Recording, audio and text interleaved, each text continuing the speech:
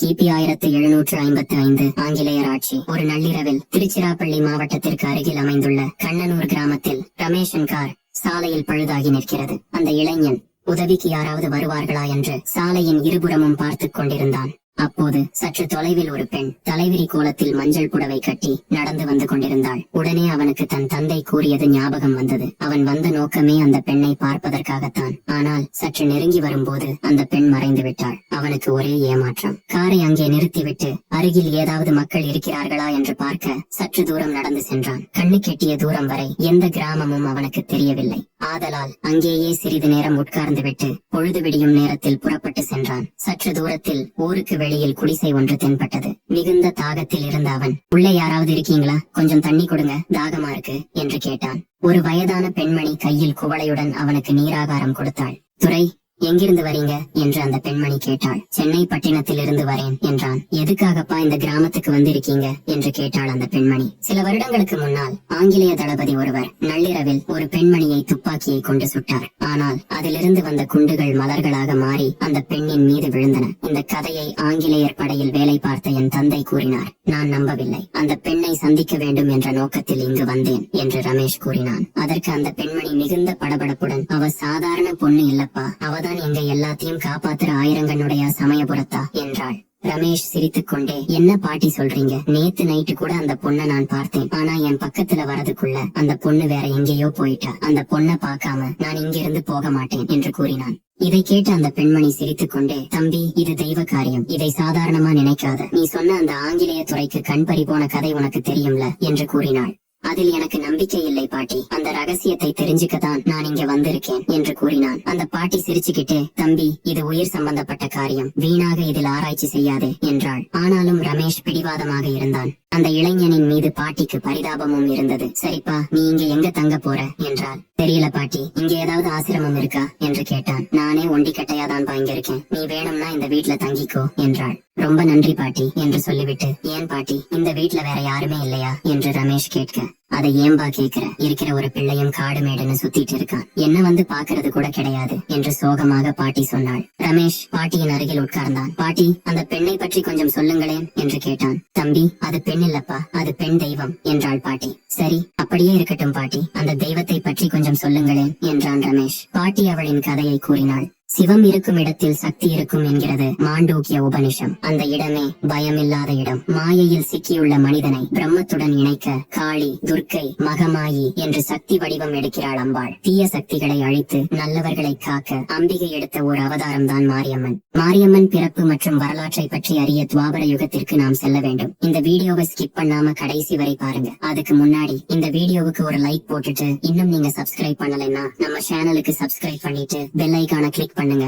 விதர்ப நாட்டின் மன்னன் விஜரவதன் தவமாய் தவமிருந்து பெற்ற மகள் ரேணுகா தேவி. அவ்வாறு தவமிருந்து பெற்ற புதல்வியை சீரும் சிறப்புமாக வளர்த்து வருகையில் சப்தரிஷிகளுள் ஒருவரான ஜமதக்னி முனிவர் விஜரவத மன்னனிடம் அவர் மகளை மணமுடித்து தருமாறு கேட்டார். சகல சௌபாக்கியத்துடன் ஓவியமாக வளர்த்த பெண்ணை ரிஷி ஒருவருக்கு மணமுடிப்பதா என்று தன் மனதுக்குள் விஜரவதன் நினைத்தாலும் ஜமதக்னி முனிவரின் கோபம் பிரசித்தி பெற்ற ஒன்றாதலால் அவர் சாபத்துக்கு ஆளாவதை விட மகளை மணமுடித்து தருவதே சாலச் சிறந்தது என முடிவெடுத்து திருமணத்திற்கு சம்மதித்தார். தியானம், தவம் என்றிருக்கும் ஒரு ரிஷிக்கு கோபம் எப்படி வரலாம் என்று நினைக்க தோன்றுகிறதா? ஜமதக்னி முனிவரின் பூர்வீகம் அறிந்தால் அது தெளிந்துவிடும். ஜமதக்னி முனிவருக்கும் நம்ம ஊரு மாரியம்மனுக்கும் என்னப்பா சம்பந்தம் அப்படின்னு நீங்க நினைக்கிறது எனக்கு கேக்குது. இந்த கதையை முழுசா பாத்தீங்கன்னா உங்களுக்கே புரியும். பிரம்மதேவருடைய புத்திரர் அத்ரி மகரிஷி. அவருக்கு ஒரு நாள் ஏற்பட்ட ஆனந்த கண்ணீரில் உதித்தவன் சந்திரன். அவனை பிரம்மதேவர் பிராமணர்கள் ஔஷதி மற்றும் நட்சத்திரங்களுக்கு அதிபதியாக்கினார். இந்த சந்திர வம்சத்தில் தோன்றியவர்களில் காதிராஜன் என்ற மன்னன் பிரசித்தி பெற்றவன். அவனுக்கு சத்தியவதி என்ற பெண் பிறந்தாள். அந்த பெண்ணை பிறகு புத்திரரான ரிசிகன் என்ற பிராமணன் தனக்கு திருமணம் செய்து கொடுக்கும்படி யாசித்தான். சத்தியவதிக்கு ஏற்ற கணவன் இவன் இல்லை என்று எண்ணிய காதிராஜன் எப்படியாவது அவனை தட்டி கழிக்க வேண்டும் என்று ஒரு உபாயம் செய்தான். அவன் ரிசிகனை பார்த்து, பிராமணரே, நீ என் பெண்ணுக்கு நான் கேட்கும் பொருளை கன்னிகா தானமாக தர முடியுமா என்று கேட்டான். என்ன கேட்கிறீர், சொல்லும் என்றான் ரிஷிகன். 1000 குதிரைகள் நீ கொண்டு வர வேண்டும். அந்த குதிரைகளின் காதுகளில் ஒன்று பச்சை பசேல் என்றிருக்கும், மற்ற அங்கங்கள் எல்லாம் மிகவும் தூய வெள்ளையாக இருக்கும். இப்படிப்பட்ட தெய்வ ஜாதி குதிரைகளை கொண்டு வந்து கொடுத்தால் நீ திருமணம் செய்ய நான் சத்தியவதியை கன்னிகாதானம் செய்கிறேன் என்றான் காதிராஜன். ரிஷிகன் நேரே வருணனிடம் சென்று அப்படிப்பட்ட குதிரைகள் பெற்றுக் கொண்டு வந்து காதிராஜன் முன்பு நிறுத்தினான். இதை கண்டதும் காதிராஜன், ஆகா, நான் எது சாத்தியமாகாது என்று நினைத்து சொன்னேனோ அதனையே இவன் எளிதாக செய்து முடித்து விட்டான். இனியும் இவனை பரிசோதனைக்கு ஆளாக்கினால் ஓர் அந்தணனுடைய சாபங்களுக்கு இலக்காக நேரிடும் என்று சிந்தித்தான். சத்தியவதியை அவனுக்கு திருமணம் செய்து தந்தான். கொஞ்ச காலம் சென்றதும் சத்தியவதிக்கு தனக்கு ஓர் உத்தமமான பிள்ளை பிறக்க வேண்டும் என்று ஆசை வந்தது. அதே சமயம் சத்தியவதியின் தாய் காதிராஜனுடைய மனைவிக்கும் ஒரு மகன் பிறக்க வேண்டும் என்ற அதே ஆசை தோன்றியது. தாயும் மகளும் ஒரே சமயத்தில் கர்ப்பம் தரிக்க ரிஷிகன் இருவருக்கு ஒரு பரிசு கொடுக்க விரும்பினான். தியானம் செய்து முடித்து அதன் பின் தயாரிக்கப்பட்ட விசேஷ சக்தி கொண்ட பாயாசம் தயாரித்து அதை 2 பாகமாக பிரித்து முதல் பாகத்தை தன் மனைவிக்கும் 2வது பாகத்தை தன் மாமியாருக்கும் கொடுத்துவிட்டு நீராடச் சென்று விட்டான். அச்சமயத்தில் சத்தியவதியின் தாய் ரிஷிகன் தன்னுடைய மனைவிக்குத்தான் அதிக சக்தியுள்ள பானத்தை தந்திருப்பான். எனவே அதை பருகிவிடலாம் என்று எண்ணி தனக்குரிய 2ஆம் பாகத்தை தன் மகளுக்கு தந்துவிட்டாள். சிறிது நேரம் கழித்து அங்கு வந்த ரிஷிகன் உண்மை அறிந்து என்ன செய்வது என்று அறியாமல் திகைத்து விட்டான். காரணம், தான் ஒரு பிராமணன் என்பதால் தன் மனைவி சத்தியவதிக்கு உரிய பாகத்தில் பிராமண மந்திரம் ஏற்றி தனக்கு பிறக்கப் போகும் மகன் பிரம்மஞானியாக பிறக்க வேண்டும் என்றும் தன் மாமியாருக்கு அவள் ஆசைப்பட்ட மாதிரி பராக்கிரமம் மிகுந்த பிள்ளை பிறக்க வேண்டும் என்றும் சத்திரிய மந்திரம் உருவேற்றிய பாகத்தை தந்திருந்தான். ஆனால் இப்போது அவர்கள் மாற்றி அருந்திவிட்டதால் சத்தியவதிக்கு பிறக்கும் மகன் கொடிய அரச குணங்களோடு விளங்குவான் என்று கூறி வருந்தினான். இதற்கு பரிகாரமே கிடையாதா என்று சத்தியவதி கேட்டபோது இந்த மந்திரத்தின் வீரியத்தை குறைக்க 2 தலைமுறையாக அந்த கோபம் பிரிக்கப்பட்டுவிடும் என்று சொன்னான். அதே போல சத்தியவதிக்கு ஜமதக்னி என்னும் மகன் பிறந்தான். ஜமதக்னியின் மகன் பரசுராமர். இருவரின் கோபமும் உலகறிந்த ஒன்றானது. அத்தகைய ஜமதக்னி ரிஷியை மென்மனதுடைய ரேணுகா தேவிக்கு மணமுடித்துக் கொடுத்து விட்டனர். அரண்மனை வாழ்வை துறந்து மிகவும் எளிமையாக தம் கணவரின் ஆசிரம குடிலில் வாழ புறப்பட்டாள் ரேணுகா. அவர்கள் இல்வாழ்க்கை இனிதே அமைந்தது. 5 மகன்களை பெற்றெடுத்தாள் ரேணுகா. கற்புக்கும் கணவர் மீதான பக்திக்கும் ரேணுகா பெயர் பெற்றவள். கணவனின் குறிப்பறிந்து அனைத்து வேலைகளையும் மிகவும் சிரத்தையுடன் செய்து கண் போன்று குடும்பத்தை பாதுகாத்து வந்தார். தான் ஒரு அரசர் மகள் என்று ஒருபோதும் இருமாந்திருந்தவள் இல்லை. அவளுடைய கற்பின் சிறப்பாக அபூர்வமானதொரு சித்தி அவளுக்கு கிடைத்திருந்தது. களிமண்ணால் அவள் பல கைவினை பொருட்களை செய்ய வல்லவள். தானே வடிவமைத்த மண்பாண்டத்தை தினமும் தாமரை குளக்கரைக்கு எடுத்துச் செல்வாள். தன்னுடைய மாசில்லாத பதிவிரதா சக்தியின் துணை கொண்டு சுடப்படாத களிமண் பானையில் தண்ணீர் எடுத்தாலும் அது ஒழுகாது. பச்சை மண்ணில் செய்யப்பட்ட அந்த குடத்தில் தண்ணீர் பிடித்தாலும் அது நீரில் கரையாது. சுட்ட பானை போல் அப்படியே தண்ணீரை பிடித்துக் கொள்ளும். பானையும் சிறிதும் கரையாது. இது மற்றவர்களுக்கு அதிசயமாக இருக்கலாம், ஆனால் ரேணுகாவுக்கு இது மிகச் சாதாரணம். தினம் தினம் புது பானையை தன் கரங்களால் வணைந்து நீர் பிடித்து ஆசிரம தேவைகளுக்கு அதையே பயன்படுத்தி வருவாள். வழக்கமாக அதிகாலை எழுந்து தினமும் செல்லும் அக்குளத்தருகே ஒரு அதிசய காட்சியை பார்த்தாள். அழகிலும் அழகனான ஒரு கந்தர்வன் தன் வான ஊர்தியில் பறந்து கொண்டிருந்தான். மயக்குறும் தோற்றத்துடன் ஒளி வெள்ளமாக அவன் இருப்பை கண்ட ரேணுகா செயலற்று போனாள். ஒரு கணம் தன்னை மறந்தாள். ஆனால் அடுத்த கணத்தில் சுதாரித்துக் கொண்டு குளத்தில் இறங்கி வழக்கம் போல நீராடிவிட்டு புத்தம்புது மணல் குடத்தை தயார் செய்து அதில் நீர் முகர்ந்தாள். ஆனால் அவள் அதிர்ச்சியடையும் விதமாக அந்த பானை நீரில் கரைந்தது. மறுபடியும் மனத்தை ஒருமுகப்படுத்தி மற்றொரு குடத்தை தயார் செய்து அதில் நீர் நிறைக்க முயன்றாள். ஆனால் அவளுடைய முயற்சிகள் யாவும் வீணானதே அன்றி குடத்தை அவள் முன்பு போல் வணைய முடியவில்லை. என்ன செய்வது? தண்ணீர் இல்லாமல் வீடு திரும்புதல் சாத்தியமில்லை என்று திகைத்து அங்கேயே யோசனையில் அமர்ந்து விட்டாள். குளக்கரைக்கு சென்று இத்தனை நாழிகையாகியும் மனைவி வீடு திரும்பவில்லையே, என்னவாயிற்று என்று யோசித்த ஜமதக்னி முனிவர் நடந்தவற்றை தன் ஞான திருஷ்டி மூலம் அறிந்து கொண்டார். உடனடியாக கோபம் கொண்டார். மற்றொரு ஆடவனை மனத்தாலும் நினைக்காத ஒரு பதிவிரதையின் மனத்துக்குள் நொடி நேர சபலம் எப்படி விளையலாம் என்று ஆத்திரப்பட்டார். தன்னுடைய 5 மகன்களையும் அழைத்து உடனடியாக தனது தாயின் தலையை கொய்து வருமாறு பணித்தார். ஆனால் ஒருவரும் அதற்கு இசையவில்லை. கோபம் கொண்ட முனிவர் அவர்கள் 4வரையும் கல்லாக மாறும்படி சபித்து விட்டார். 5வது மகனான பரசுராமன் மட்டும் தந்தையின் கட்டளையை ஏற்றுக்கொண்டான். ஆனால் பதிலாக 2 வரத்தை கேட்டான். சரி, தருகிறேன். முதலில் அவள் தலையை கொய்துவிட்டு செய்தி சொல் என்று அனுப்பி வைத்தார் ஜமதக்னி முனிவர். குளத்தங்கரையில் துயருடன் முகம் வாடி களைப்புற்று நின்ற ரேணுகாதேவி செய்வதறியாது அங்கேயே சிலையாக நின்றுவிட அவளை பார்த்த வெட்டியானின் மனைவி அவளை தன் வீட்டுக்கு வந்து இளைபார வருமாறு கேட்டுக்கொண்டாள். அச்சத்திலும் மனத்துயரிலும் பீடிக்கப்பட்டிருந்த ரேணுகாதேவி எதுவும் சொல்லாமல் அவள் பின்னால் சென்றாள். அதற்குள், தாயே,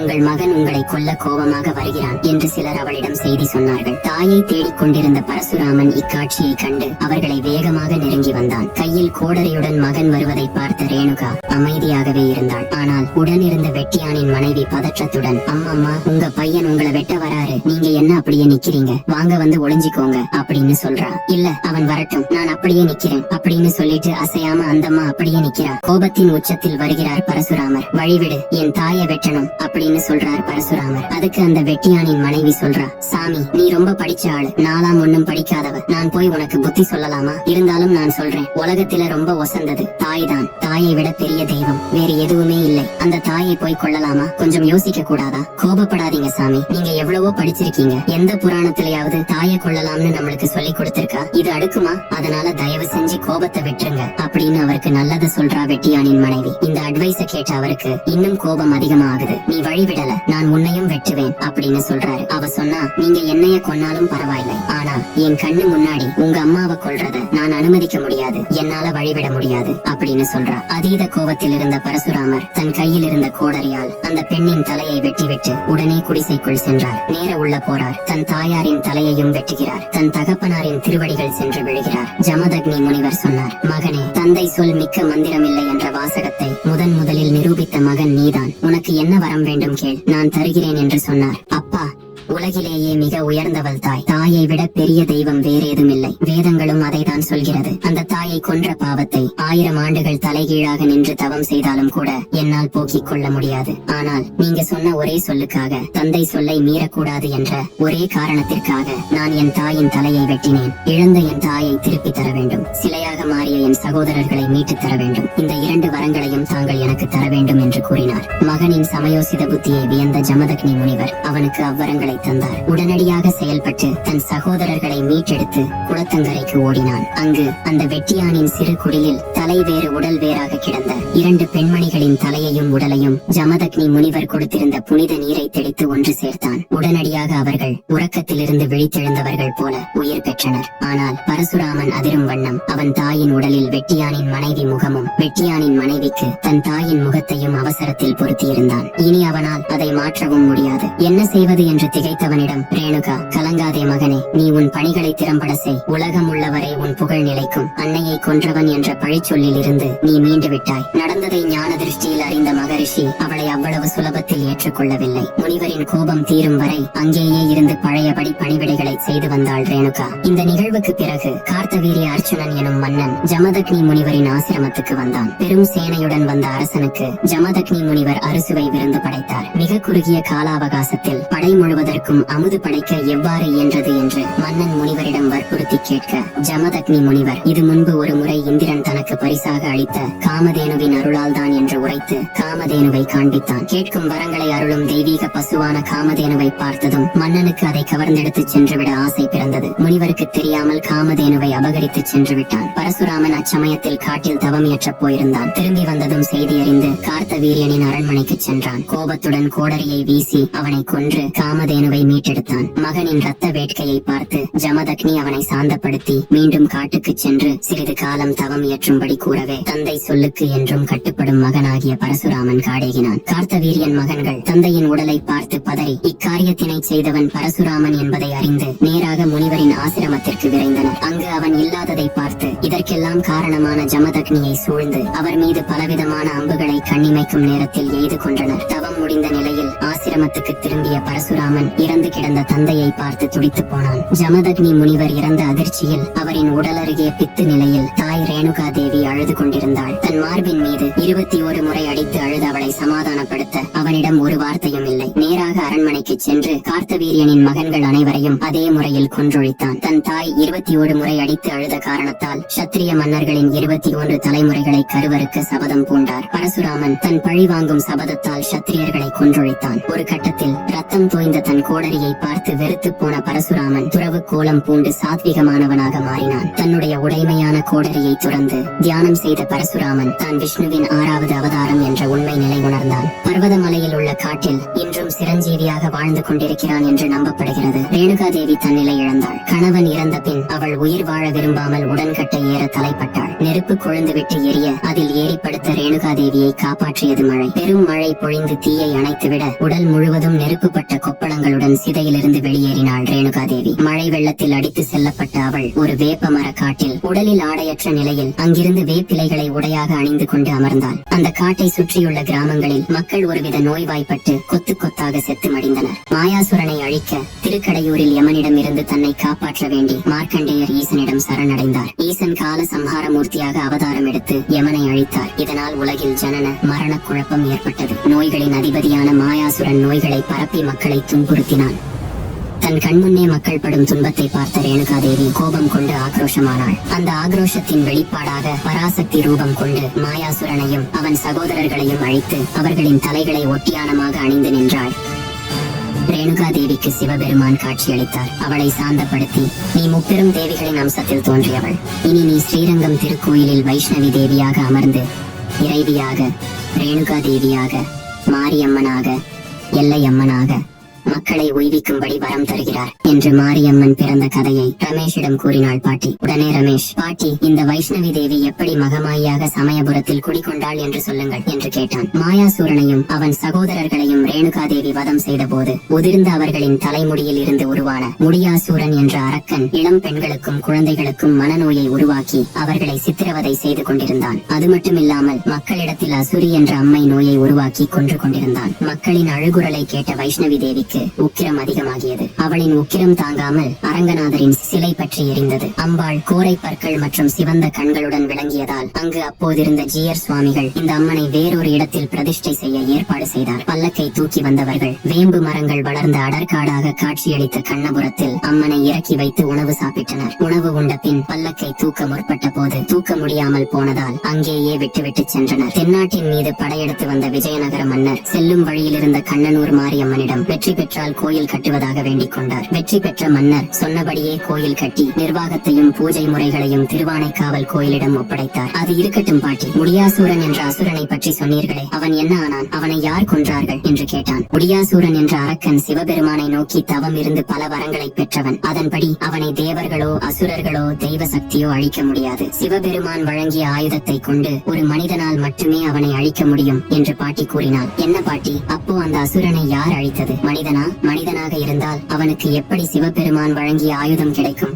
அவனை கொன்றது யார் என்று ரமேஷ் ஆர்வத்துடனும் பதட்டத்துடனும் கேட்டான். அதற்கு அவள் சிரித்துக் கொண்டே, அந்த அசுரனை கொன்றது என் மகன்தான் என்று கூறி மாயமாய் மறைந்தாள் மகமாயி.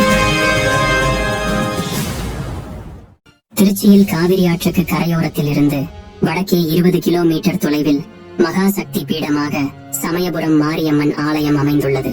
எல்லா மக்களும் தன் நலனுக்காக உண்ணாமல் விரதம் நோக்கின்றனர். ஆனால் சமயபுரம் மாரியம்மன் பக்தர்களுக்கு எந்த குறையும் இருக்கக்கூடாது என்பதற்காக பச்சை பட்டினி விரதம் இருக்கும் தாய் தெய்வமாக காணப்படுகிறார். தமிழகத்தில் உள்ள அனைத்து மாரியம்மன் கோவில்களுக்கும் முதன்மை சக்தி பீடமாகவும் மாரியம்மன்களுக்கு எல்லாம் தலைவியாகவும் திகழ்பவள் சமயபுரம் மாரியம்மன் ஆவார். சிவந்த மேனியுடன் ஆக்ரோஷமான உருவத்துடன் காட்சியளித்தாலும் கருணை உள்ளத்தோடு பக்தர்கள் வேண்டும் வரத்தை உடனே கொடுத்து ஆசி வழங்கும் தெய்வமாவாள். தக்க சமயத்தில் பக்தர்களின் குறைகளை நிவர்த்தி செய்வதனால் இவரை சமயபுரத்து மாரியம்மன் என அழைக்கின்றனர்.